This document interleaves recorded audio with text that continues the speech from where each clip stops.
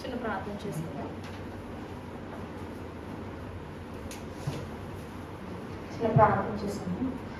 మహోన్నతుడా, మహాపరిశుద్ధుడా, మమ్మల్ని ఎదురుగా ప్రేమిస్తున్న మా ప్రియ పరలోక తండ్రి, నీ నామక వందనాలు, స్తుతులు, స్తోత్రములు ప్రభా.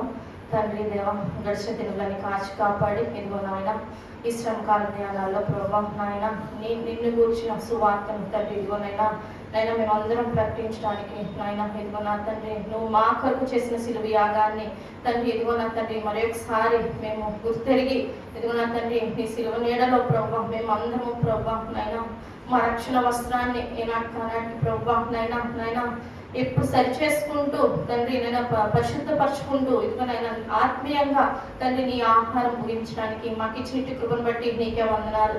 మీరే మాతో మాట్లాడండి నా తండ్రి. నైనా పాపైన నన్ను దీనిరాలని నన్ను నువ్వు నిలబెట్టుకునే విధానాన్ని బట్టి వందనాలు. నేనైతే ఎట్టి యోగ్యురాలు కానప్పటికీ తండ్రి నువ్వు నాకు ఇచ్చిన వ్యక్తి సమయాన్ని తండ్రి ఇదిగోనైనా నేను వ్యర్థపరచుకోకుండా ఇదిగో నా తండ్రి నా నోటిని నీ బోరగా వాడుకోమని తండ్రి మీరే నాతో మాట్లాడమని మాతో అందరితో మాట్లాడమని మా ప్రభు నజరేయుడైన యేసు అతి పరిశుద్ధ నామములో ప్రార్థించి వేడుకొని పొందుకొంచున్నాం తండ్రి.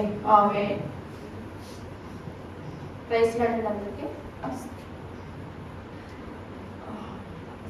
ఈ సిల్వ శ్రమకాల ధ్యానాల్లో ప్రభువారు యేసుక్రీస్తు ప్రభువారు మనందరి కొరకు ఆ సిలువపై చేసిన కార్యం ఏమిటి అంటే మీన రక్షణార్థమై మన పాపమైన మన కొరకు ఆయన సిలువరాన్పై వేలాడి మనల్ని రక్షించడానికి మనకు ఆ నిత్య రాజ్యంలో ప్రవేశం కల్పించడానికి అట్టి కార్యాన్ని ఆయన చేశారు. కాబట్టి ఈరోజు నాకు ఇచ్చిన సమయాన్ని బట్టి నేను కూడా చిన్న వాక్యాన్ని దేవుని కృపను బట్టి మీతో పంచుకోవాలని అనుకుంటున్నాను. లూకా సువార్త అందరూ ఒప్పించేద్దాం. లూకా సువార్త 15వ అధ్యాయము 7వ వచనం చదువుకుందాం. అటువలే మారు మనస్సు అక్కరలేని 99 మంది నీతిమంతుల విషయమై కలుగు సంతోషము కంటే మారు మనస్సు పొందు ఒక్క పాపి విషయమై పరలోకమందు ఎక్కువ సంతోషము కలుగును. 3వ లైన్ మనం అందరం కలిసి చదువుకుందామండి. మారు మనస్సు పొందు ఒక్క పాపి విషయమై పరలోకమందు ఎక్కువ సంతోషం కలుగును. అంటే ఈ రోజు ఆ వాక్య భాగం ఏంటంటే ఒక్క పాపి విషయం అంటే దేవుడు ఒక్క పాపి విషయంలో అంటే ఏ ఒక్కరు కూడా దేవుని దృష్టిలో విడిచిపెట్టబడేవారు కాదు. ప్రతి ఒక్క పాపి కూడా ఆయన మనుష్యుడు కూడా ఆయన దృష్టిలో చాలా విలువ కలిగిన వారు. అంటే ప్రతి ఒక్క మనిషికి కూడా ఆయన ప్రాధాన్యతనిచ్చారు. మన చర్చిలో కూడా అనేక మంది ఉన్నప్పటికీ ప్రతి ఒక్కరైనా చాలు అన్నట్టుగా ప్రభువారు ఎక్కడికి మన బైబిల్లో చాలా సందర్భాల్లో ఆయన ఒక్క పాపి కొరకు ఏమేమి చేశారు, ఎక్కడికి వెళ్ళారు అనేది ఈ రోజు ఒకసారి మనం చూసుకుందాం.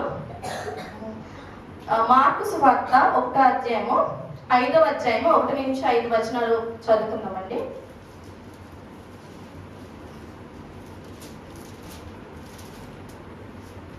అంతటా యూదయ దేశస్థులందరూ మార్కు సువార్త 5వ అధ్యాయము 1 నుంచి 5 వచనం. 5వ అధ్యాయం.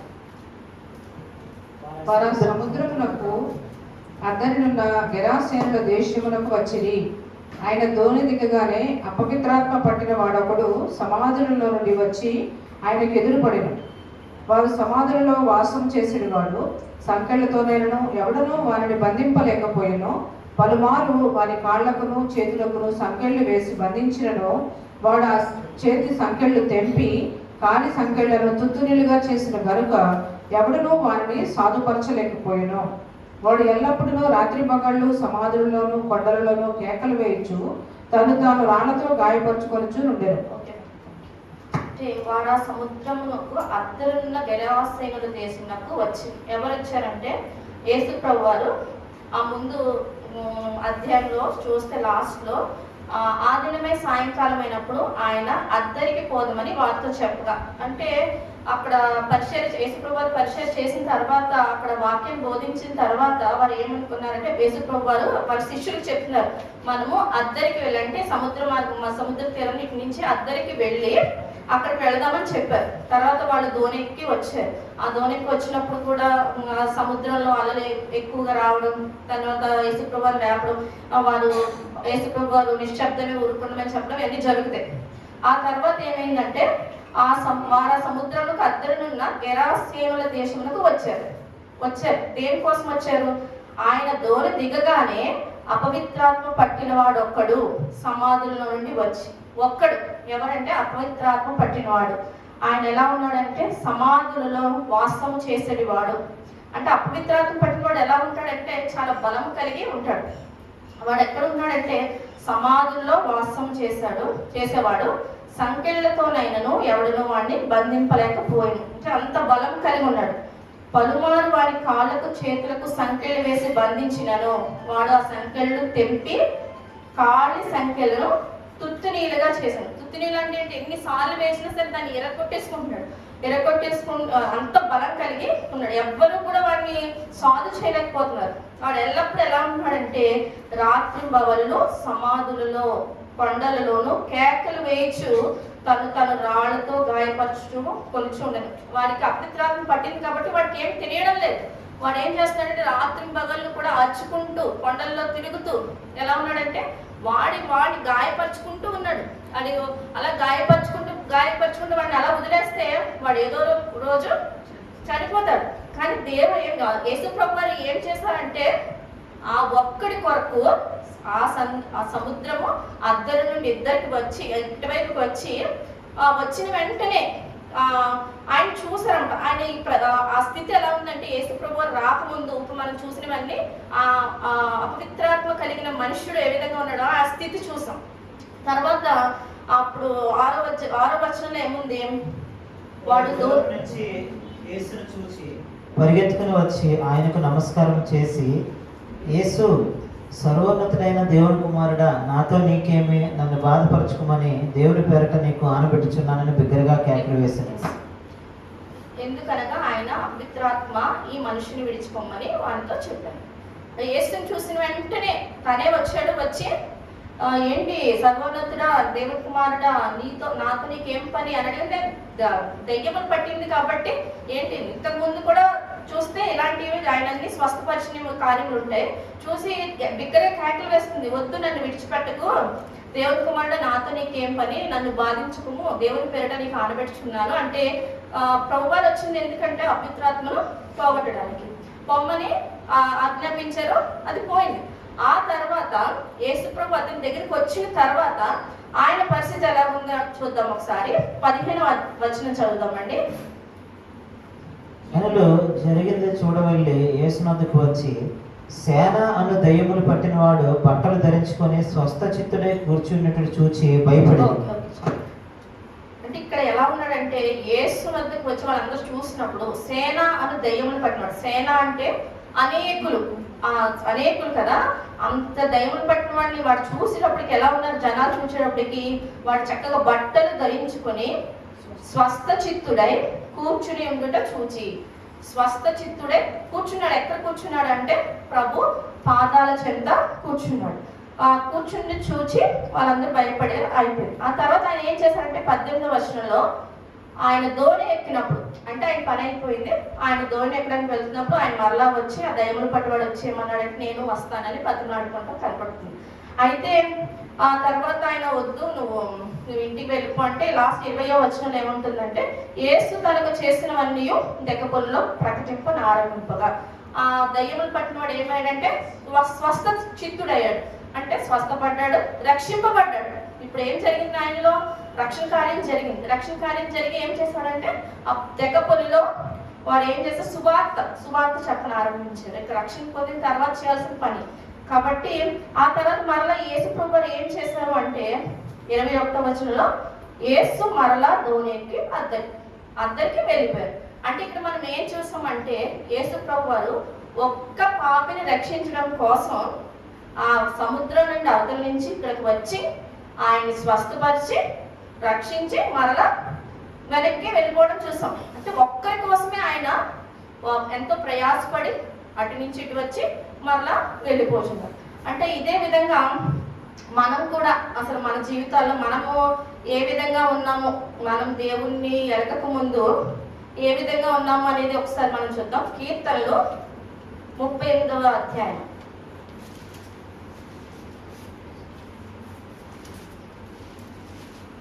3, 4, 5 వర్షం. కోపాగ్ని వలన ఆరోగ్యము నా శరీరం విడిచిపోయాను. నా పాపమును బట్టి నా ఎముకలలో స్వస్థత లేదు. నా దోషములు నా తల మీదుగా పోయినవి. నేను మోయలేని బరువు వల్ల అవి నా మీద మోపబడి ఉన్నవి. నా మూర్ఖత వలన కలిగిన నా గాయములు దుర్వాసన గలవై శ్రమించున్నవి. నేను శ్రమ చేత మిక్కిలి కృమి ఉన్నాను. అంటే ఎలా ఉన్నామంటే నా పాపమును బట్టి నా ఎముకలలో స్వస్థత లేదు. అంటే మన పాపమును బట్టి ఎలా ఉన్నాయంటే స్వస్థత లేకుండా ఉన్నాం. నా దోషములు నా తల మీదుగా పొదిలిపోయినవి. నా మూర్ఖత కలిగిన నా గాయములు దుర్వాసన కలిగి. అంటే మన పాప గాయములు బట్టి మనం ఈ విధంగా పాపములో గాయములు బట్టి ఉన్నాం. అంటే ఇంకా దినమల్లా దుఃఖాక్రాంతుడనే సంచరించున్నాను. అంటే పాపంలో ఉన్న మనం ఎలా ఉంటామంటే దినమెల్లా దుఃఖాక్రాంతంతో నిండిపోయి ఉన్నాం, సంచరిస్తున్నాం. అలాగే ఈయన కూడా ముందు అలాగే ఉన్నాడు కదా. ఆయన ఒంటి నిండా అనారోగ్యం ఉంది, స్వస్థత లేదు. ఆయన సంచరిస్తున్నాడు. ఎక్కడంటే రాత్రులు పగలు సమాధుల్లో సంచరిస్తున్నారు. మనము ఏ విధంగా ఉన్నామంటే మనకు కూడా పాప రోగంతో ఉన్నప్పుడు, గాయాలతో ఉన్నప్పుడు, మనం కూడా దుఃఖంతో ఉన్నప్పుడు యేసు ప్రభువారు మన కొరకు శిలువ కార్యం చేయడానికి ఏం చేస్తారు? 1 యోహాను 4:10 ఒకసారి చదువుకుంటే 1 యోహాను 4:10.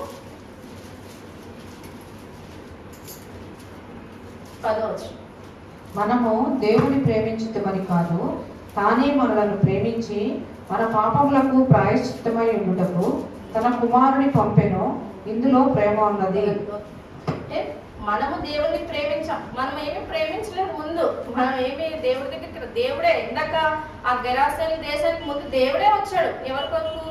ఆ ఒక్క పాపి కొరకు. అలాగే ఇక్కడ ఏమైందంటే దేవుడు మనం ప్రేమించామని కాదు, కానీ తానే మనల్ని ప్రేమించి మన పాపములకు ప్రాయశ్చిత్తమై ఉండుటకు తన కుమారుని పంపాడు. మనందరి పాపములను ప్రాయశ్చిత్తం చేయడానికి ఆయన తన కుమారుని పంపి ఆ శిలువ మీద ఆ కార్యమును జరిగించారు. ఆ తర్వాత మనం ఏ విధంగా మారామంటే మనకు కూడా ఆయన కొన్ని రక్షణ వస్త్రం, ఆయన ఏ విధంగా బట్టలు ధరించుకున్నారో మనం కూడా ఆయన ఆ శిలువ రానిపై మనల్ని కడిగి రక్తంతో కడిగి శుద్ధీకరించిన తర్వాత మనం ఏ విధంగా మారి ఉన్నామంటే ఆయన ఏ విధంగా బట్టలు ధరించుకొని ఉన్నాడో మనం కూడా ఈనాడు ఆ రక్షణ అనే వస్త్రాన్ని కప్పుకొని ఉన్నాం. ఏ విధంగా తన స్వస్థ చిత్తుడైనాడో మనం కూడా ఆ రక్తంతో కడుగబడి మన ప్రతి పాపాన్ని కడుక్కొని పవిత్రపరచబడ్డాం. అదేవిధంగా కూర్చుని ఉన్నాడు. ఎక్కడంటే ప్రభు పాదాల చెంత తను ఏ విధంగా కూర్చుని ఉన్నాడో మనం కూడా ఈ రోజు అనేక మంది అనేక స్థలాల్లో తిరుగుతున్నప్పటికీ మనమైతే దేవుని సన్నిధిలో, దేవుని పరిశుద్ధ సన్నిధిలో, ఆయన మందిరంలో కూర్చోడానికి మనందరికీ ఆయన ధన్యతను దయచేసి ఉన్నారు. అదేవిధంగా ఈ రోజు మనం ఈ విధంగా ఉన్నామంటే ఆయన చేసిన కృప. అయితే ఆ రోజుల్లో యేసుప్రభువు ఉన్నారు కాబట్టి ఆయనగానే అన్ని కార్యాలు చేశారు, చూసాం. అయితే ఈ రోజు మనం ఉన్న స్థితిలో దేవుడు మనల్ని ఏ విధంగా దర్శిస్తారు అంటే మన వాక్యం ద్వారానే ప్రభు మనల్ని దర్శించేవారుగా ఉన్నారు. కాబట్టి ఈ లోకంలో మనం ఎప్పటికీ ఆయన ఒక్క పాపి రక్షణార్థమై కూడా ఆయన ఎంతో ప్రయాసపడి ఆ అపవిత్రాత్మ కలిగిన మనుష్యుని ఏ విధంగా అయితే స్వస్థపరిచి రక్షణనిచ్చి ఉన్నారో ఈ రోజు మనకు కూడా యేసు ప్రభువారు అదే రక్షణ ఇవ్వడానికి మన పాప ఊబిలో లేకపోతే పాపపు గాయాలతో పాపపు రోగంలో ఉన్న మనల్ని ఆయన స్వస్థపరిచి మనకు కూడా అదే రక్షణను దయచేసే వారుగా ఉన్నారు.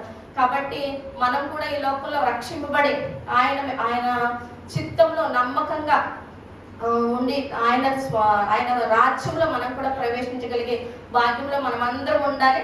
ఆయన ఏ విధంగా అయితే ఒక్క పాప కోసం ఆయన ప్రయాసపడినా మనం కూడా మన అవసరం మనకి ఎవరైతే కనపడతారో దేవుని చిత్తంలో మనకు కూడా ఉన్నాం అనుకోండి, మనకు కూడా దేవుడు రక్షించబడాలి అంటే సువార్తను చెప్పగలిగే స్థితిలో మనం కూడా ఉండగలగాలి.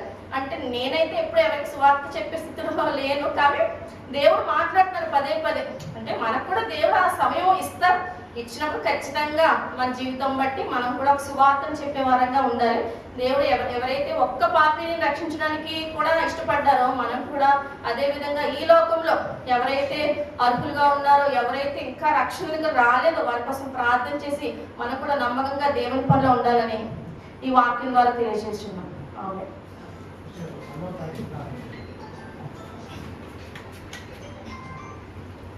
చిన్న ప్రార్థన. నా కోసమా ఈ సిలువ యాగము, నా కోసమా ఈ ప్రాణ త్యాగము, నా కోసమా ఈ సిలువ యాగము, నా కోసమా ఈ ప్రాణ త్యాగము.